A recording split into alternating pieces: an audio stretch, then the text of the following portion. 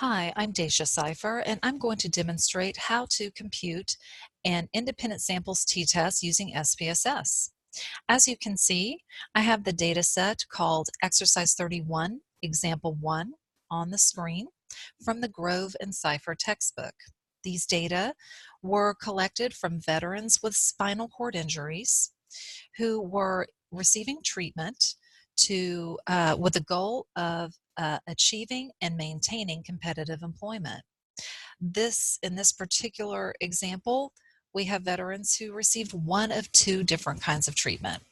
The first group received a kind of treatment called supported employment, which is a specialized vocational rehabilitation that uses many disciplines to help the veteran achieve employment. The other group is a control group. It's a treatment as usual group. The dependent variable is the number of weekly hours worked after the treatment ended. And for an independent samples t-test, this t-test compares two groups and only two groups. It requires that the people in the first group cannot overlap with the people in the second group. In other words, they have to be totally different groups of people, as opposed to other kinds of t-tests where you measure the same group of people over time. A few assumptions that the independent samples t-test requires to run is that the dependent variable must be at least interval or ratio scale. You can have an ordinal scale of measurement for your dependent variable, but higher numbers need to be more of something. Lower numbers should mean less of something. And the ordinal scale must be normally distributed. There are alternatives to an independent samples t-test if your data do not meet these assumptions, and that is most commonly the Mann-Whitney U-test.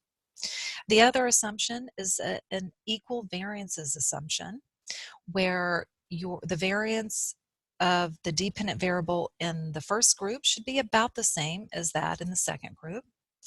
The other assumption is the normality of the distribution assumption, where the dependent variable must be approximately normally distributed. So let's go ahead and check that normality of weekly hours worked.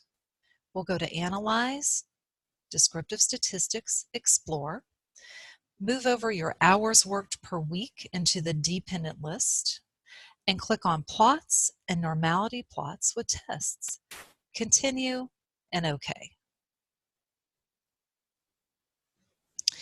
And as you can see, we have our test of normality table that will report two different kinds of tests of normality.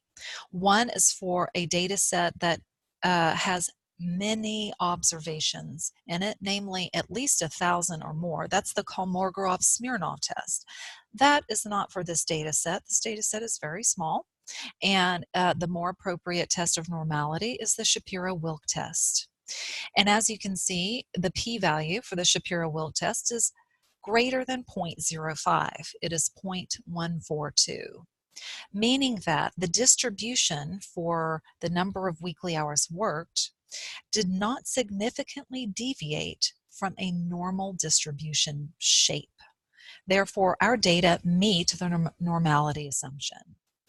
The other assumption that we will need to test is the equal variances assumption, and that actually is given to you in the t-test output. So let's do that next. Let's perform the t-test. Let's go to Analyze, Compare Means, Independent Samples t-test. We'll move treatment group over into the grouping variable and hours worked into the test variable. Now, in the grouping variable, you see two question marks appear, and that means we need to click the Define Groups button. What SPSS is asking us is what coding, what numbers did we use to code our nominal variable of treatment group? Well, I made it easy for us. I used ones and twos, but I could have used zeros and ones. I could have used any number, but I did use 1 and 2. So we have to enter 1 and 2. and then it doesn't matter. You could actually do this and do 2 versus 1. It doesn't matter. You'll get the same results in the end. Click continue and OK. So let's take a look at our t-test output here. We have our first table reporting descriptive statistics of the two groups. As you can see, it looks like on average, the veterans receiving supported employment worked more weekly hours than those in the control group. But the question is that difference, 27.6 hours versus 14.9 hours, is that a significantly different number? So let's take a look at the next table. Now, this table has 2 rows. It has a row of t-test results if the data met the equal variances assumption. It's the top row, equal variances assumed. It also has a bottom row, the t-test you would need to report if your data did not meet the equal variances assumption. So actually, the first 2 columns of this t-test table is the test of variances, the test of differences in variances. It's the Levine's test for equality of variances. And what we find is that the F is the statistic used here, and the p-value is above or greater than 0.05. It's 0.087, meaning that our data did meet the equality of variances assumption. So we would move forward with the results in the top row and report those results. The t-test is the t-test is 4.022, degrees of freedom of 18, and the p-value is 0.001. So we do indeed have a significant difference between the groups, and to know which group worked more, we would need to look at the descriptive statistics to know.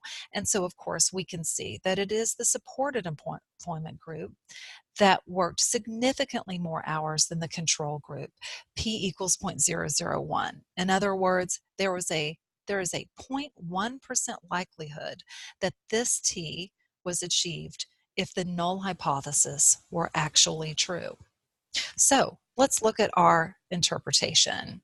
An independent samples t-test computed on hours worked revealed that the veterans in the supported employment group worked significantly more hours than the veterans in the control group. Then we report our t, our degrees of freedom, the t-value, the exact p-value, 0.001, and I included the means as well to give some context to the interpretation. Thank you for watching. Hope this helped.